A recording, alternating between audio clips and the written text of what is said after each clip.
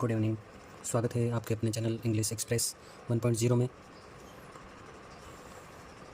जो आज का हमारा टॉपिक है रीअरेंज द लेटर्स, जिसका अर्थ है अक्षरों को पुनर्व्यवस्थित करना या पुनर्व्यवस्थित करना। ये टॉपिक है जो क्लास थर्ड से एट के लिए उपयोगी है। कक्षा 3 से 8 तक के सभी विद्यार्थियों के लिए उपयोगी है और इससे संबंधित क्वेश्चन हमारे एग्ज़ाम में आते रहते हैं। बहुत सारे विद्यार्थियों को ये पता नहीं होता है कि इस टॉपिक में क्या करना है, इस टॉपिक के क्वेश्चन को कैसे हल करना है, और कुछ विद्यार्थी प्रश्न को भी नहीं समझ पाते। तो मैं इस टॉपिक को आज विस्तार से आपके सामने एक्सप्लेन करूँगा ताकि आप क्वेश्चन को भी समझ सकें और इसको सॉल्व कर सकें। अगर आप हमारे चैनल इंग्लिश एक्सप्रेस 1.0 पर पहली बार आए हो तो इस चैनल को आप सब्सक्राइब ज़रूर कर लें। इसी तरह के ग्रामर से संबंधित टॉपिक और क्लास के लेसन से संबंधित टॉपिक और भी इम्पोर्टेंट जो क्लास होगी वो इस चैनल पर आपको मिलती रहेगी। हर प्रकार के वीडियो उपलब्ध होंगे। तो चलिए शुरू करते हैं कि ये टॉपिक क्या है और इसमें किस प्रकार से क्वेश्चन को हल करना है। तो सबसे पहले तो हम समझ लेते हैं कि इसमें करना क्या है। ये समझ लेते हैं। तो देखिए, रीअरेंज करना है। क्या करना है? रीअरेंज। ठीक है।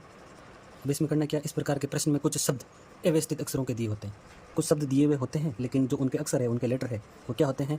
अव्यवस्थित होते हैं, जिन्हें व्यवस्थित उपयुक्त क्रम करके सही शब्द बनाना होता है ताकि वे एक निश्चित एवं पूर्ण अर्थ दर्शाएं।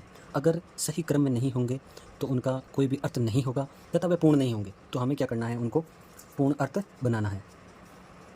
एग्जाम्पल के तौर पर यहाँ पर हम एक शब्द लेते हैं। ये वर्ड है, एक शब्द है। अब इसको क्या करना है? रीअरेंज करना है। FODO, इसका इंग्लिश भाषा में कोई भी अर्थ नहीं निकलता है। तो अब हमें क्या करना होगा? सोचना पड़ेगा कि जो ये शब्द हैं उसको किस प्रकार से रीअरेंज करेंगे कि कुछ अर्थ निकल जाएगा। इसका कोई भी नियम नहीं होता है, कोई भी रूल नहीं होता है। इसके लिए हमें जो कॉमन स्पेलिंग्स है वो याद होनी चाहिए। अब हम क्या करेंगे? कुछ अनुमान लगाएंगे। तो आप देख सकते हो कि FOOD, फूड का अर्थ होता है भोजन। तो यहाँ पर इसका कोई भी अर्थ नहीं निकल रहा है और यहाँ पर फूड इन भोजन। तो ये बात आपको नोट करनी है, ध्यान रखना है कि स्पेलिंग्स याद होना भी ज़रूरी है और उसके साथ साथ हमें कुछ थोड़ा बहुत दिमाग का प्रयोग करना पड़ेगा। इसके अलावा एक एग्जांपल और लेते हैं। TNA, इसका कोई भी अर्थ नहीं निकल रहा है तो हम इसको लिखेंगे ANT। एंड का अर्थ हो गया चिंटी। तो समझ में आ गया होगा। तो चलिए देखते हैं कि इस प्रकार का जो प्रश्न की लैंग्वेज क्या होगी, किस प्रकार का प्रश्न आएगा, उसमें क्या लिखा हुआ होगा। तो चलिए शुरू करते हैं। हम क्वेश्चन की जो लैंग्वेज है उसको देखते हैं कि क्वेश्चन की लैंग्वेज क्या होगी।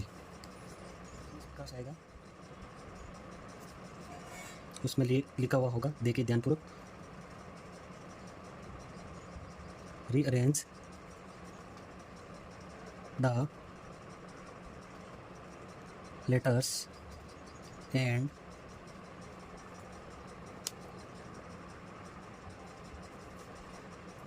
Making a meaningful word. आइए जानते हैं कि इसका अर्थ क्या होता है। रीअरेंज द लेटर्स, अक्षरों को, जो अक्षर होते हैं उसको क्या करना है? रीअरेंज करना, पुनर्व्यवस्थित करना है। And making a meaningful word, और एक मीनिंगफुल अर्थात जिसका अर्थ हो, एक ऐसा शब्द बनाना है। तो अब हम कुछ एग्जाम्पल लेते हैं और उसको मीनिंगफुल वर्ड बनाते हैं। तो चलिए दोस्तों, आपके सामने 10 वर्ड हैं लेकिन सही नहीं है, उसको हम क्या बनेंगे? मीनिंगफुल वर्ड्स बनेंगे। एग्जाम्पल के तौर पर हम आपको समझाएंगे, इससे आप इस टॉपिक को पूर्ण रूप से समझ लोगे, ये मेरा पूर्ण विश्वास है। आपको ध्यान से देखना है। सबसे पहले तो आपको अपना जो वर्ड पावर है उसको भी बढ़ाना पड़ेगा, उससे आप और ज़्यादा सीख पाएंगे। जो आपके लेसन में स्पेलिंग्स आती है उसको ज़्यादा से ज़्यादा याद करें। तो चलिए शुरू करते हैं। आपको क्या करना है? थोड़ा सा दिमाग का भी प्रयोग करना है और ये 4 लेटर को देख करके सोचना है कि ये स्पेलिंग किसकी हो सकती है। तो हमें थोड़ा बहुत सोचने के बाद में पता चलेगा कि ये जो स्पेलिंग है इसको हम सॉल्ट अर्थात नमक, तो इसको सॉल्ट लिख देते हैं, SALT। ये सॉल्ट की स्पेलिंग है और इसके जो लेटर हैं उसको इधर उधर किया हुआ है। अगली देखिए, इसमें क्या हुआ है? सबसे पहले हम B को वापस लिख देते हैं, लेकिन I को आगे लिख देते हैं, फिर R को लिख देते हैं, फिर D को लिख देते हैं। बर्ड अर्थात पक्षी। तो मीनिंगफुल वर्ड बन गया, बिल्कुल सिंपल है। बर्ड की स्पेलिंग आपको याद होगी मेरे हिसाब से, सभी विद्यार्थियों को। बिल्कुल कॉमन जो इंग्लिश के वर्ड्स हैं उनके लेटर्स को ही इधर उधर करते हैं, ज़्यादा हार्ड नहीं आता है इसमें। 3 जो लेटर की स्पेलिंग्स होती है या 4 लेटर की, उसी के लेटर्स को ही इधर उधर किया जाता है। अगला देखते हैं, इसमें हो जाएगा TREE ट्री, ट्री का अर्थ पेड़। अगला हो जाएगा DAY डे, डे का अर्थ हो जाएगा दिन।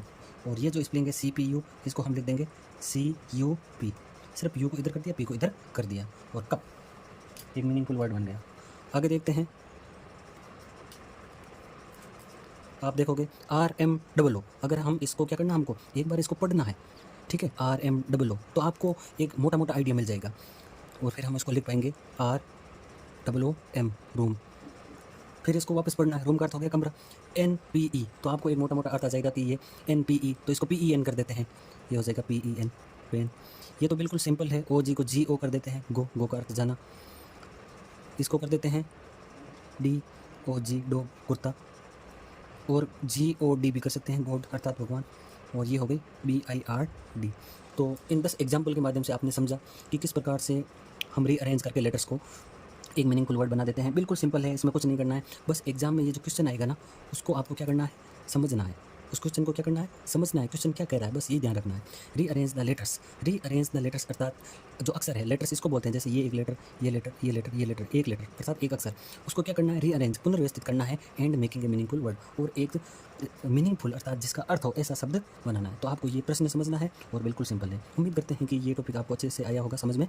अगले टॉपिक में क्या करेंगे, हम रीअरेंज द वर्ड्स, शब्दों को रीअरेंज करेंगे।